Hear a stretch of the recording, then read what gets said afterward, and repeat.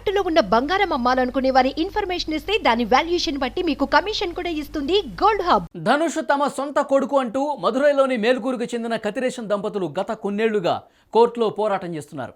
సినిమాల్లో నటించేందుకు 11వ తరగతిలో ఉన్నప్పుడు ధనుష్ ఇంటి నుంచి వెళ్ళిపోయాడని 2015లో మేలూరు కోర్టును ఆశ్రయించారు కతిరేషన్ మీనాక్షి దంపతులు.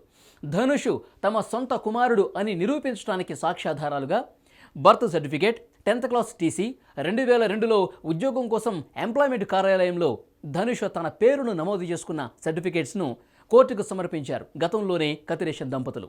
ధనుష్ తమ కుమారుడు అని చెప్పడంతో పాటు నెలవారీ ఖర్చులకు మాకు ప్రతి నెల కూడా 65,000 రూపాయలు ఇప్పించాలని ఆ పిటిషన్లో పేర్కొన్నారు కతిరేషన్ దంపతులు.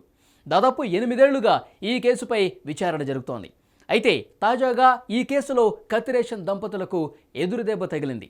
అసలు మదురై కోర్టు ఈ పిటిషన్ను కొట్టేయడానికి రీజన్ ఏంటంటే, పుట్టుమచ్చలకు సంబంధించిన వ్యవహారం ఇప్పుడు పూర్తిగా క్లారిటీ రావడంతో మదురై కోర్టు ఈ కేసును కొట్టేసింది. గతంలో మేలూరు కోర్టు కూడా కేసును కొట్టేసింది.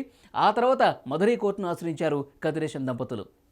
యాక్చువల్గా ఈ కేసు విచారణ సందర్భంగా ఏం జరిగిందంటే, కతిరేషన్ దంపతులు టీసీని సాక్ష్యాధారాలుగా సమర్పించారు.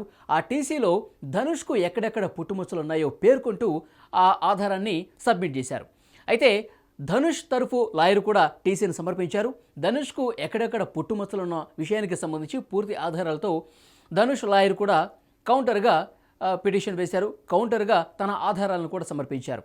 అయితే న్యాయమూర్తి ఇటు కతిరేషన్ దంపతులు సమర్పించిన డాక్యుమెంట్స్లో, అలాగే ధనుష్ లాయర్ సమర్పించిన డాక్యుమెంట్స్లో పుట్టుమచ్చలు వేరువేరుగా ఉన్నాయి. దీన్ని సూటిగా ప్రశ్నించారు న్యాయమూర్తి. అయితే కోర్టు రిజిస్ట్రార్ సమక్షంలో పూర్తిగా ఈ పుట్టుమచ్చలకు సంబంధించి వ్యవహారాన్ని తేల్చాల్సిందిగా న్యాయమూర్తి ఆదేశించారు. Court registrar on the spot లైవ్లో ఎక్కడెక్కడ పుట్టుమచ్చలు ఉన్నాయి విషయానికి సంబంధించి పూర్తిగా చెక్ చేశారు కోర్టు హాల్లోనే. అప్పుడు క్లారిటీ వచ్చింది. కతిరేషన్ దంపతులు సమర్పించిన డాక్యుమెంట్స్లో ఉన్న పుట్టుమచ్చలకు సంబంధించి పొందడం లేదు. అలాగే ధనుష్ తరఫున లాయర్ ఏదైతే ఆధారాలు సమర్పించారో అవి సరిపోలాయి. సో ఉద్దేశపూర్వకంగా కతిరేషన్ దంపతులు ఈ పిటిషన్ వేసినట్టుగా న్యాయమూర్తి భావించి ఈ కేసును పూర్తిగా కొట్టేసిన పరిస్థితుంది.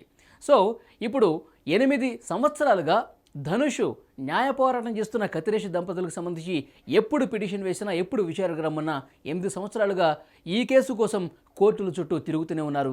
తన తల్లితో సహా ప్రతిసారి కూడా కోర్టుకు హాజరవుతున్నారు ధనుష్.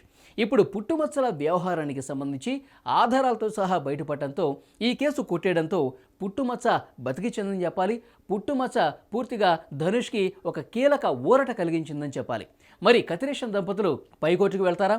మరొకసారి న్యాయ పోరాటం కొనసాగిస్తూనే పైకోర్టులకు వెళ్లే పరిస్థితి ఉందా? ఇలా పైకోర్టులకు వెళ్తే గనక ధనుష్ తరపు లాయర్లు కౌంటర్గా ఏం చేయబోతున్నారు? ఈ విషయాలకు సంబంధించి మరింత సమాచారం రావాల్సిన అవసరం అయితే కనిపిస్తోంది. ప్రస్తుతానికైతే పుట్టుమచ్చలు ధనుష్కు అతిపెద్ద ఊరట కలిగించాయని చెప్పాలి.